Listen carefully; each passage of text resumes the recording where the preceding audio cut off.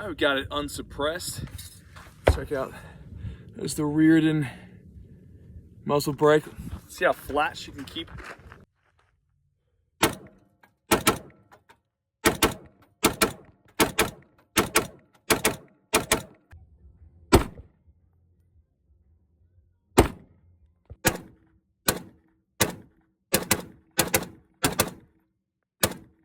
What can also help is a good suppressor. The Cat ODB flow-through suppressor on the 308 makes it even softer shooting, which I didn't think was possible.